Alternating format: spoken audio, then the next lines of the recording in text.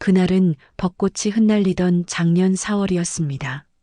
제 이름은 윤미경, 올해 62살입니다. 문화센터 복도 창가에 기대어 서예 작품을 정리하고 있었을 때 불현듯 등 뒤로 따스한 목소리가 들려왔습니다. 제 작품에서 동양화의 혼이 느껴진다는 말과 함께 시작된 대화는 그렇게 제 인생의 새로운 장을 열었습니다. 28년간의 교직 생활을 마치고 문화센터에서 서예를 가르치며 제2의 인생을 시작한 지 2년째였습니다. 삼성여자중학교에서 국어를 가르치던 시절 학생들은 제 글씨를 보고 감탄했었죠. 은퇴 후에도 그 재능을 나누고 싶어 시작한 서예 강의는 제게 새로운 삶의 의미가 되어 주었습니다. 4년 전 남편과 사별하고 두 아이들은 각자의 가정을 꾸리며 바쁜 일상을 보내고 있었습니다.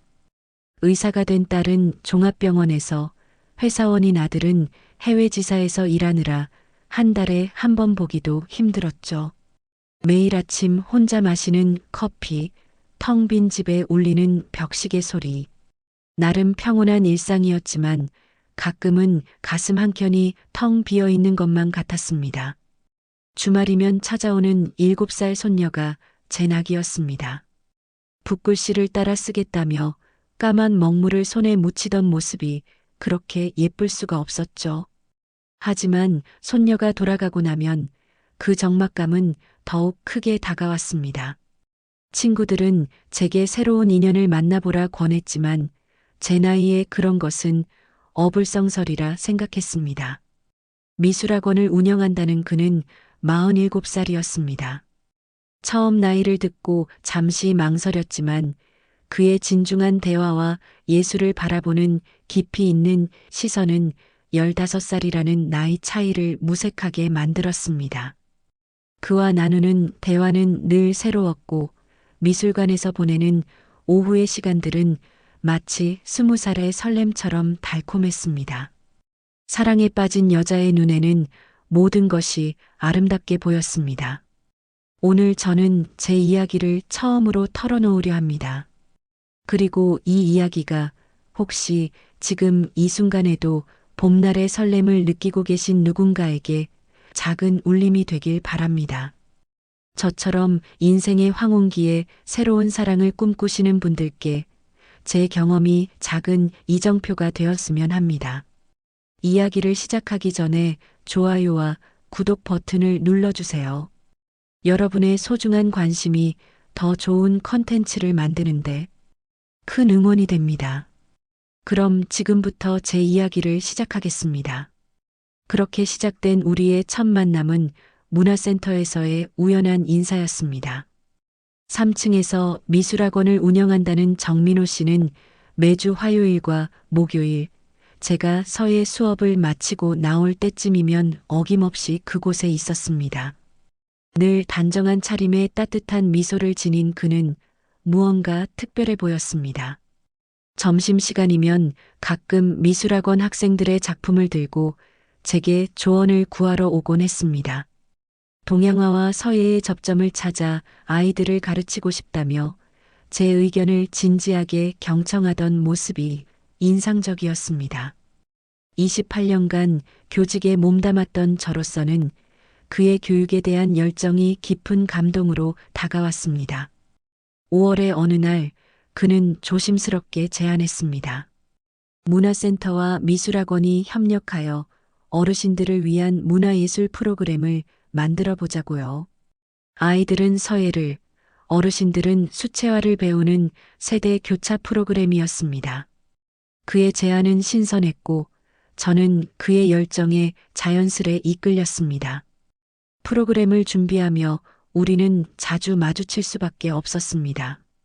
때로는 늦은 저녁까지 커리큘럼을 짜고 주말에는 다른 문화센터를 견학하러 다녔죠. 그 과정에서 우리는 서로에 대해 조금씩 더 알아가게 되었습니다. 그는 10년 전 이혼했고 자녀는 없었습니다. 예술에 대한 순수한 열정으로 학원을 시작했다는 그의 이야기는 진솔했고 믿음직스러웠습니다.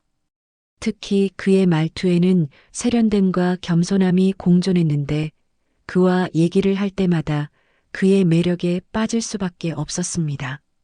이 나이에도 가슴이 설레일 수가 있다니 놀라웠습니다.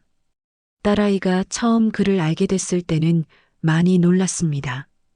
약사인 딸은 제 나이를 걱정했고 회사원인 아들은 선을 그어야 하지 않겠냐며 조심스레 말을 꺼냈죠. 하지만 그들도 시간이 지나며 그의 진중한 모습에 경계를 풀기 시작했습니다. 특히 7살 손녀가 그의 미술학원에 다니기 시작하면서 가족들의 마음도 조금씩 열리는 것 같았습니다. 6월 말 우리의 첫 협력 프로그램이 시작되었습니다. 매주 토요일마다 문화센터는 아이들과 어르신들의 웃음소리로 가득했습니다. 아이들의 그림에 어르신들이 멋진 시구를 적어주고 어르신들의 서예 작품에 아이들이 예쁜 그림을 더하는 모습을 보며 우리는 서로를 바라보며 미소 짓곤 했습니다. 어느 날은 수업이 끝나고 그가 커피를 건네며 말했습니다. 선생님, 이렇게 아름다운 프로그램을 함께 할 수 있어서 행복합니다. 그 말에 가슴이 설렜습니다. 나이 들어 찾아온 이런 감정이 부끄럽기도 했지만 한편으로는 그동안 잊고 있던 삶의 활력을 되찾은 것 같았습니다. 그렇게 시간이 흘러 9월이 되었을 때 우리의 관계는 새로운 전환점을 맞이하게 되었습니다. 그날은 제 인생에서 가장 큰 결정을 하게 될 줄은 꿈에도 몰랐습니다. 7월의 어느 날 그는 처음으로 저를 전시회에 초대했습니다. 현대미술관에서 열리는 동양화와 서예의 만남이라는 특별전이었죠. 전시장을 거닐며 그는 각 작품에 대해 깊이 있는 해석을 들려주었고 저는 그의 예술적 식견에 감탄하지 않을 수 없었습니다. 그날 전시회를 관람하고 들른 카페에서 그는 처음으로 자신의 이야기를 털어놓았습니다. 어린 시절부터 미술에 대한 꿈이 있었지만 가정 형편 때문에 늦게서야 시작할 수 있었다고 했죠. 10년 전 이혼 후에는 예술이 자신의 유일한 위안이었다며 흔들리는 목소리로 과거를 이야기했습니다. 8월이 되자 우리의 만남은 더욱 잦아졌습니다. 문화센터 수업이 끝나면 그는 늘 저를 기다리고 있었고 때로는 제가 좋아하는 클래식 음악회 티켓을 예매해 놓기도 했습니다. 그의 세심한 배려는 제 마음을 조금씩 녹여갔습니다. 주변에서는 걱정의 목소리가 들려왔습니다. 30년 지기 친구는 나이 차이를 걱정했고 동료 교사들은 너무 성급한 것이 아니냐며 조언했습니다. 특히 큰딸은 어머니 잘 생각해 보세요. 어머니 나이에 재혼이라뇨. 우리가 잘 보살펴 드릴게요 라며 울면서 만류했죠. 하지만 그때의 저는 그 누구의 말도 들리지 않았습니다.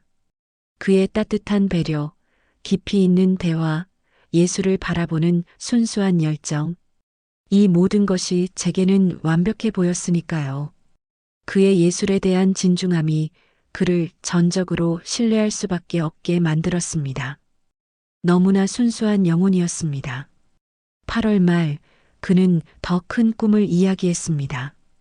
문화예술 교육의 새로운 방향을 제시하는 통합예술학원을 만들고 싶다고 했죠.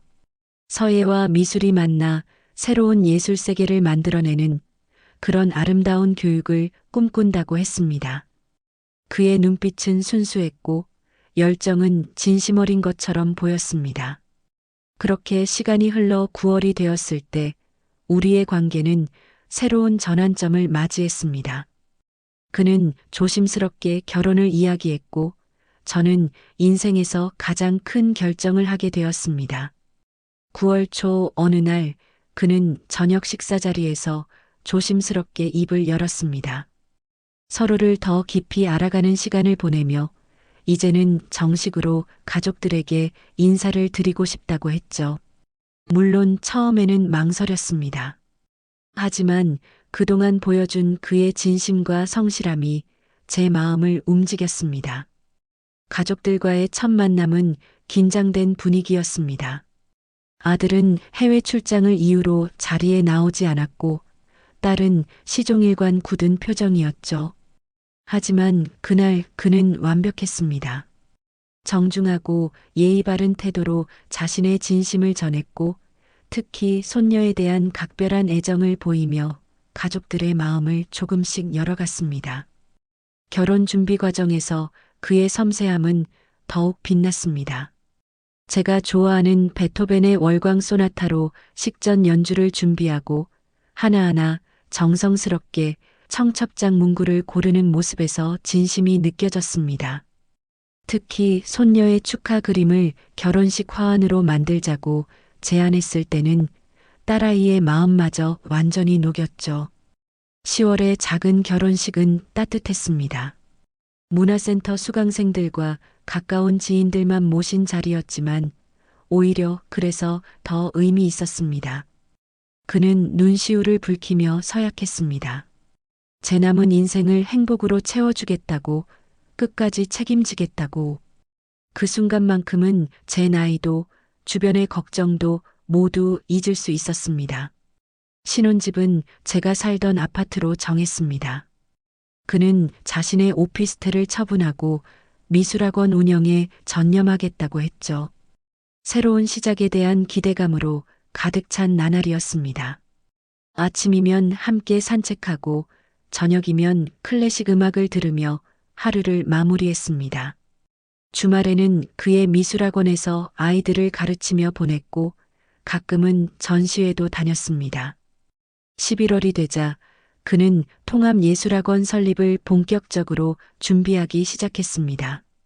기존 미술학원을 더 큰 규모로 확장하고 서예와 미술을 접목한 새로운 교육 프로그램을 만들고 싶다고 했죠. 그의 열정적인 모습에 저는 더욱 감동했고 우리의 미래가 더없이 밝아 보였습니다. 처음으로 그가 돈 이야기를 꺼낸 것도 그 즈음이었습니다. 학원 확장을 위해 대출이 필요하다고 했죠. 하지만 이혼 경력 때문에 신용등급이 좋지 않다며 제 명의로 대출을 받았으면 좋겠다고 했습니다. 금액은 크지 않았고 곧 갚을 수 있다고 했습니다. 첫 대출은 3천만 원이었습니다.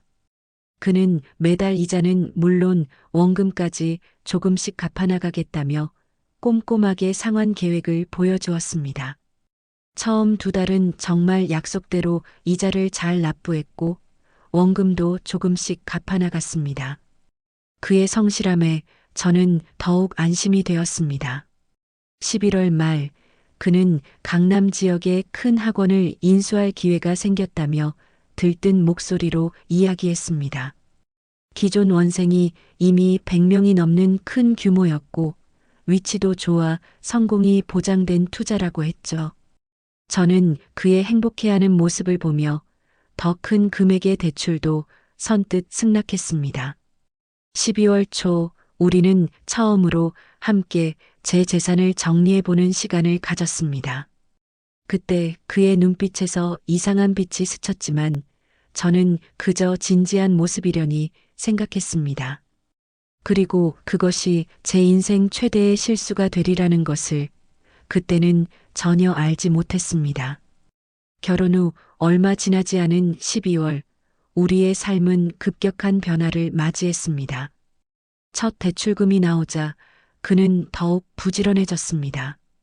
새로운 학원 물색을 위해 여기저기 다니고 더 좋은 교육 프로그램을 연구한다며 늦게까지 일했죠. 주말에도 부동산을 보러 다니며 열정적인 모습을 보였습니다. 하지만 점차 이상한 점들이 눈에 들어오기 시작했습니다. 처음에는 사소한 것들이었습니다. 제가 학원에 들렀을 때 직원들의 어색한 태도라든가 수강생들이 점점 줄어드는 모습이었죠. 그때마다 그는 새 학원 오픈 준비 때문에 일시적인 현상이라며 웃어넘겼습니다. 연말이 되자 그는 더 큰 계획을 이야기했습니다. 예술교육재단 설립을 위해서는 더 많은 자금이 필요하다고 했죠. 이번에는 제 아파트를 담보로 대출을 받자고 제안했습니다. 망설이는 제게 그는 밤새 파워포인트로 사업 계획서를 보여주었고 수익성을 꼼꼼히 설명했습니다. 1월 초 그의 늦은 귀가가 잦아졌습니다. 재단 설립 준비로 바쁘다며 때로는 밤을 새우기도 했죠. 처음에는 이해했습니다. 큰 사업을 준비하는 만큼 바쁜 건 당연하다고 생각했으니까요. 하지만 수상한 정황들이 하나둘 늘어갔습니다. 특히 그의 전화 통화가 신경 쓰였습니다. 제가 있을 때는 항상 발신자를 확인하고 자리를 피해 통화했고 늦은 밤 베란다에서 속삭이듯 통화하는 모습을 자주 발견했습니다. 물어보면 사업 파트너라며 얼버무렸죠. 한 번은 실수로 그의 통화 내용을 듣게 되었는데 이번에는 상당히 큰 건수를 잡았어 라는 말이 들려왔습니다. 1월 말 갑자기 그는 급한 자금이 필요하다며 제 상가 건물의 등기부등본을 달라고 했습니다. 투자자들이 담보를 요구한다는 이유였죠. 처음으로 제 마음에 의심이 깊게 자리 잡기 시작한 순간이었습니다. 2월이 되자 은행에서 연체 통지서가 오기 시작했습니다.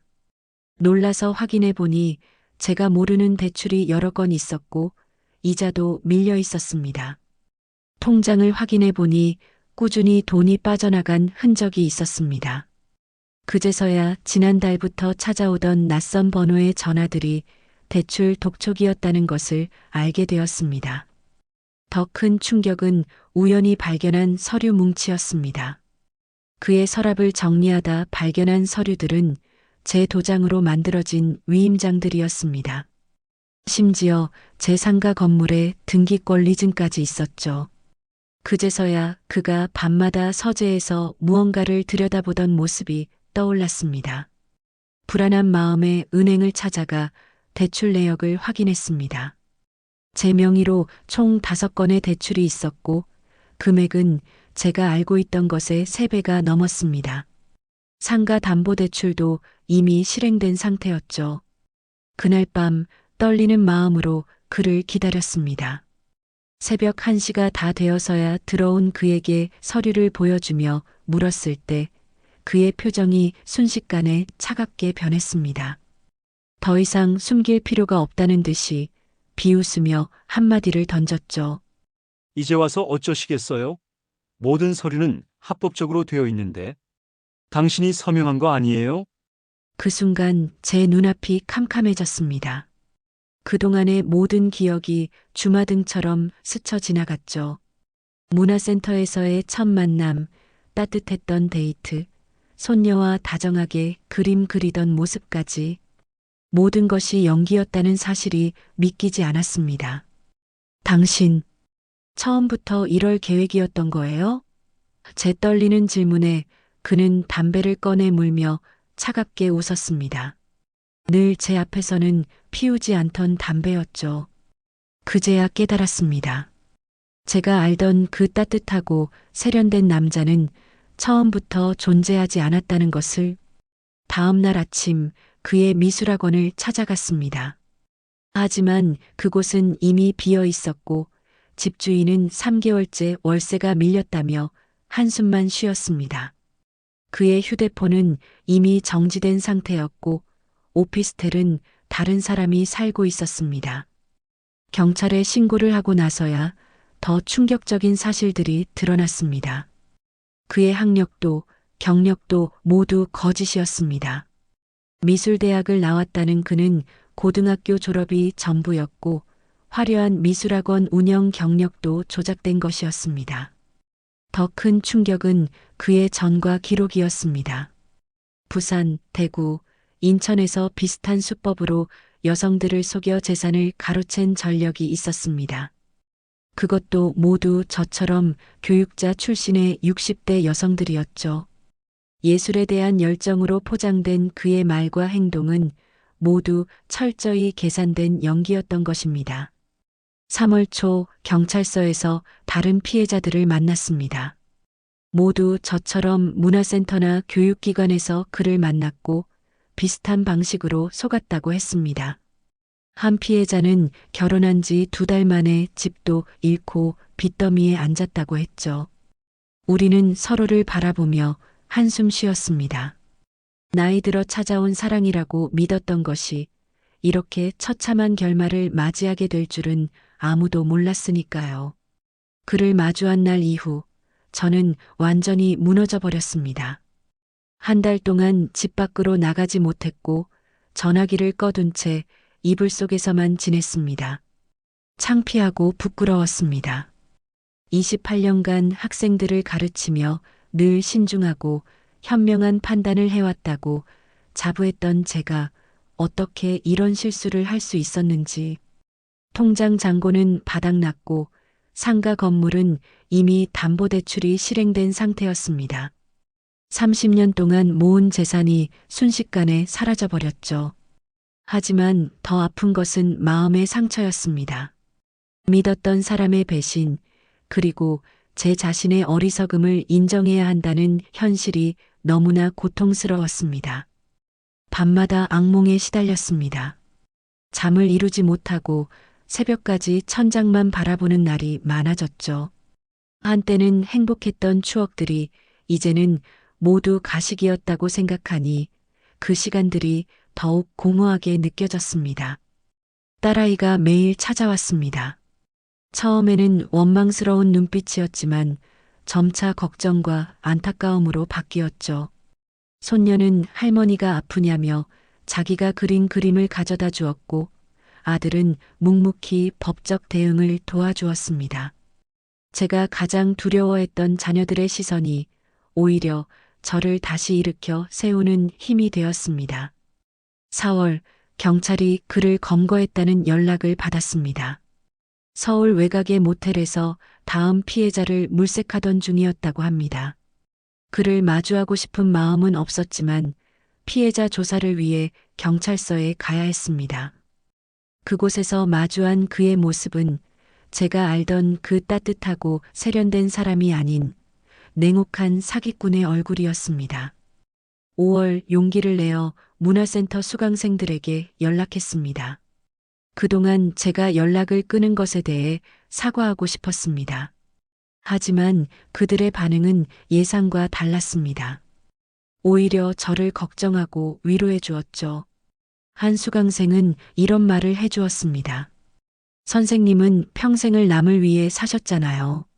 한 번의 실수가 선생님의 모든 것을 부정하지는 못해요. 우리에게 선생님은 여전히 존경하는 분이세요. 그 말에 참았던 눈물이 터져 나왔습니다. 부끄러움에 숨어 있던 제가 너무 어리석었다는 걸 깨달았습니다. 제가 해왔던 모든 것들, 그리고 저를 믿고 지지해주는 사람들, 이 모든 것이 제가 다시 일어설 수 있는 이유였습니다. 6월이 되자 저는 조금씩 일상으로 돌아가기 시작했습니다. 먼저 서예 수업을 다시 시작했습니다.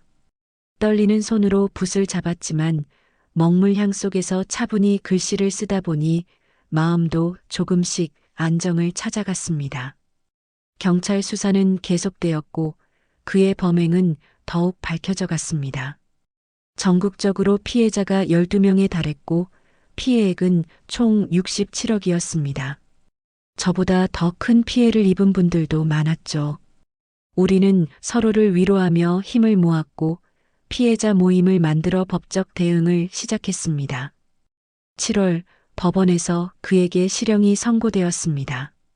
하지만 이미 사용된 돈은 회수가 어려웠고 저는 큰 빚을 떠안게 되었습니다. 상가는 경매로 넘어갔고 적금도 모두 정리해야 했습니다. 평생 모은 재산의 대부분을 잃었지만 이상하게도 마음은 오히려 편안해졌습니다. 그의 여름은 유난히 더웠습니다.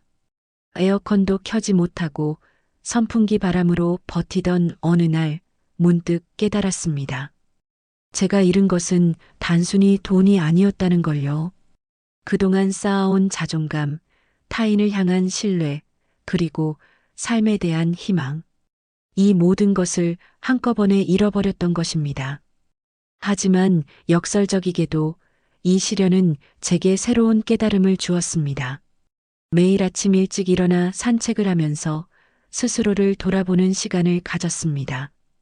왜 그토록 쉽게 그의 말에 넘어갔는지, 무엇이 그토록 절박했는지, 그제서야 알게 되었습니다.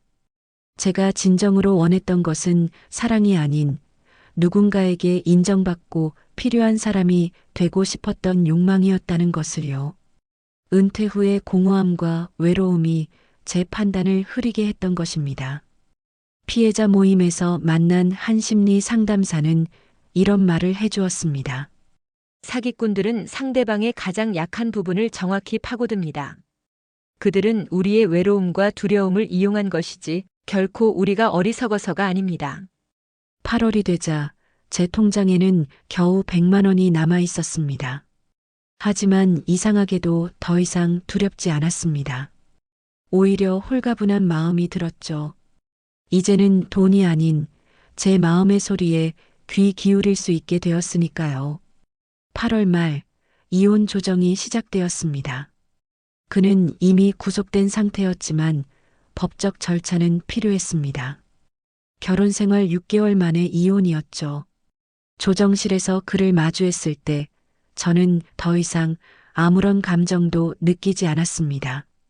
한때 그토록 설레게 했던 사람이 이제는 그저 낯선 사기꾼의 얼굴로 보였습니다. 이혼 서류에 서명하는 순간 지난 1년의 시간이 주마등처럼 스쳐 지나갔습니다. 문화센터에서의 첫 만남부터 결혼, 그리고 배신까지 마치 긴 악몽에서 깨어나는 것 같았습니다. 이제 제 호적에는 이혼한 전력이 하나 남게 되었지만 이상하게도 마음은 오히려 홀가분했습니다. 9월 저는 큰 결심을 했습니다. 더 이상 과거에 매달리지 않기로 한 것입니다. 평생 모은 재산을 잃은 것은 사실이지만 아직 제게는 소중한 것들이 남아 있었습니다. 든든한 자녀들, 따뜻한 마음을 가진 제자들, 그리고 무엇보다 다시 시작할 수 있는 용기가 있었으니까요. 문화센터서의 수업을 재개했을 때 놀랍게도 더 많은 수강생이 모였습니다. 제 이야기를 들은 수강생들은 오히려 더 깊은 신뢰를 보여주었습니다. 선생님께서 그런 일을 겪고도 다시 이렇게 시작하시는 모습이 존경스럽다는 말에 눈시울이 붉어졌습니다. 10월부터는 새로운 시도를 했습니다. 요양원에서 무료로 서예를 가르치기 시작했죠.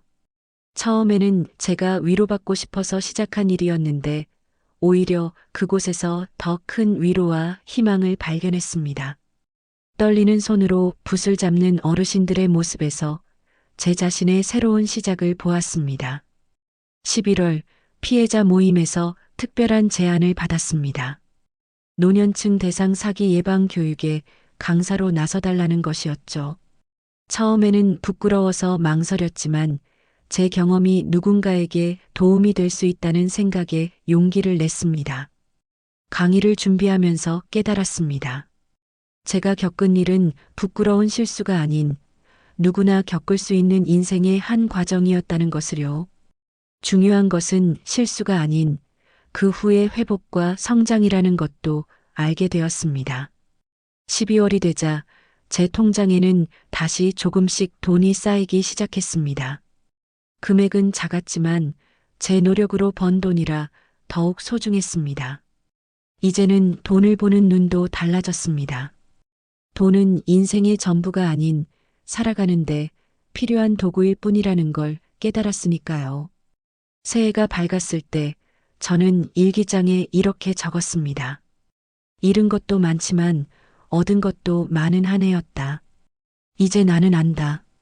진정한 부자는 통장 잔고가 아닌 마음의 풍요로움에서 온다는 것을. 지금도 가끔 그때의 기억이 떠올라 가슴이 아플 때가 있습니다. 하지만 더 이상 그 기억에 갇혀 있지 않습니다. 오히려 그 경험이 제게 준 깨달음에 감사함을 느낍니다. 삶은 계속되고 우리는 언제나 다시 시작할 수 있으니까요. 올해 봄 저는 새로운 도전을 시작했습니다. 노인복지관에서 인생 이모작 상담사로 활동하게 된 것입니다. 제가 겪은 쓰라린 경험이 이제는 비슷한 상황에 처한 분들을 돕는 밑거름이 되었습니다.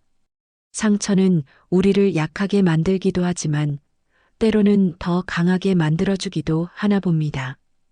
이제 저는 압니다. 진정한 사랑은 상대방의 약점을 파고드는 것이 아닌 서로의 부족한 부분을 채워주는 것이라는 거요.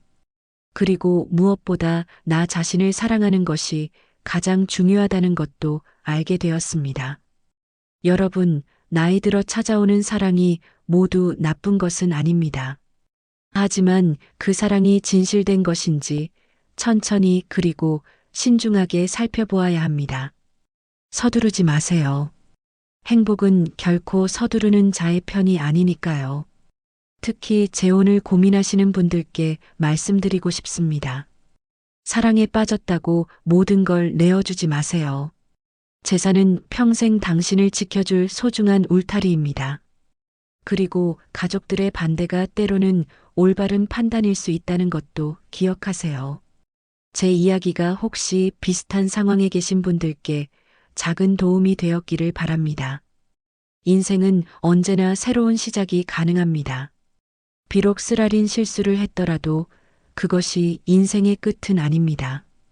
오히려 새로운 시작이 될 수 있습니다. 지금도 저는 매일 아침 붓을 잡습니다. 그리고 씁니다. 오늘도 나는 새롭게 시작한다라고. 이것이 제가 깨달은 가장 소중한 진실입니다. 제 이야기를 끝까지 들어주셔서 감사합니다. 아직 안 하셨다면 좋아요와 구독 부탁드립니다. 여러분의 진심 어린 관심이 비슷한 아픔을 겪는 분들에게 희망이 될 수 있습니다.